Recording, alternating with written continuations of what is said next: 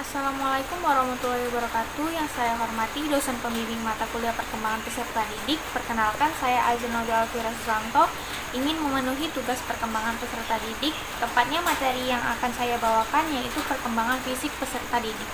Pengertian perkembangan fisik. Perkembangan fisik seseorang terjadi karena pertumbuhan dan perkembangan tulang, sistem saraf, sirkulasi darah, otot, serta berfungsinya hormon.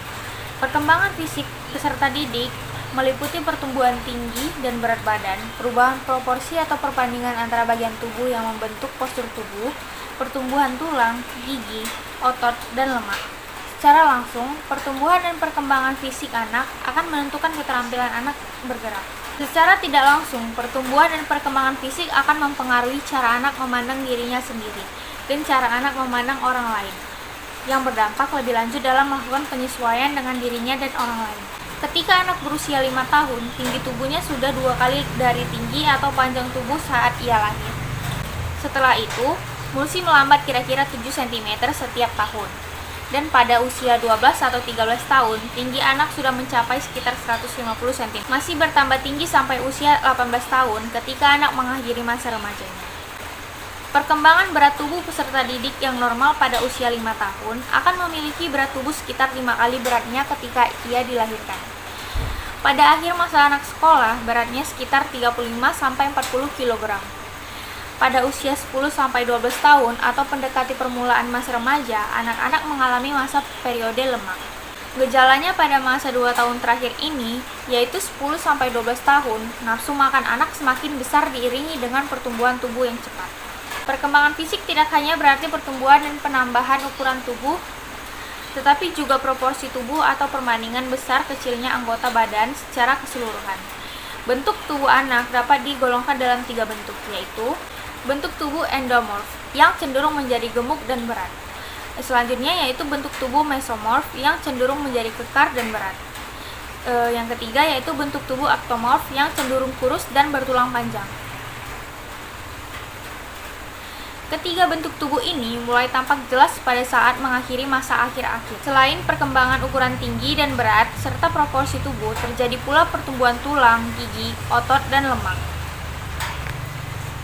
Pertumbuhan tulang atau bisa disebut jumlah dan komposisi pada peserta didik usia SD cenderung lambat dibandingkan masa anak awal dan remaja. Pengerasan tulang dari tulang rawan menjadi tulang keras berlangsung terus sampai akhir masa remaja. Sebagian peserta didik usia SD berada pada awal masa remaja yang dikenal dengan masa puber. Pada masa ini terjadi perubahan fisik yang sangat pesat, baik dalam ukuran tinggi dan berat badan ataupun dalam proporsi tubuh, yang disebabkan oleh kematangan peserta didik usia SD berada pada awal masa remaja yang dikenal dengan masa puber. Pada masa ini terjadi perubahan fisik yang sangat pesat, baik dalam ukuran tinggi dan berat badan maupun dalam proporsi tubuh, yang disebabkan oleh kematangan kelenjar dan hormon yang berkaitan dengan pertumbuhan seksual. Selanjutnya yaitu faktor yang mempengaruhi perkembangan fisik. Pertumbuhan fisik peserta didik usia SD berlangsung lebih lambat dibandingkan dengan tingkat pertumbuhan pada masa sebelumnya, yaitu masa bayi dan kanak-kanak, dan sesudahnya masa puber dan masa remaja.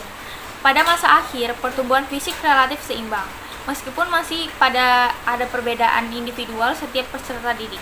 Banyak faktor yang mempengaruhi perkembangan fisik anak, baik secara umum maupun individual, diantaranya adalah sebagai berikut. Banyak faktor yang mempengaruhi perkembangan fisik anak, baik secara umum maupun individual. Di antaranya adalah sebagai berikut ini. Yang pertama, pengaruh keluarga, baik faktor keturunan maupun lingkungan keluarga. Faktor keturunan dapat membuat anak menjadi gemuk daripada anak lainnya sehingga lebih berat tubuhnya. Orang-orang Amerika, Eropa, dan Australia cenderung lebih tinggi daripada orang dan anak Asia. Faktor lingkungan ini akan membantu menentukan tercapainya perwujudan potensi keturunan yang dibawakan pada anak. Pada setiap tahap usia termasuk usia SD, lingkungan lebih banyak pengaruhnya terhadap berat tubuh daripada tinggi tubuh. Kedua adalah jenis kelamin. Anak laki-laki cenderung lebih tinggi dan lebih berat dibandingkan dengan anak perempuan, kecuali pada usia 12-15 tahun yang terjadi sebaliknya. Anak laki-laki cenderung lebih tinggi dan lebih berat dibandingkan anak perempuan, kecuali pada usia 12-15 tahun yang terjadi sebaliknya. Kecenderungan ini terjadi karena bangun tulang dan otot pada anak laki-laki memang berbeda dengan anak perempuan. Selanjutnya ialah gizi dan kesehatan. Anak yang memperoleh gizi cukup biasanya lebih tinggi tubuhnya dan relatif lebih cepat mencapai masa puber dibandingkan dengan anak yang memperoleh gizi kurang. Demikian pula anak yang sehat dan jarang sakit biasanya memiliki tubuh sehat dan lebih berat dibandingkan anak yang sering sakit. Selanjutnya ialah status sosial ekonomi.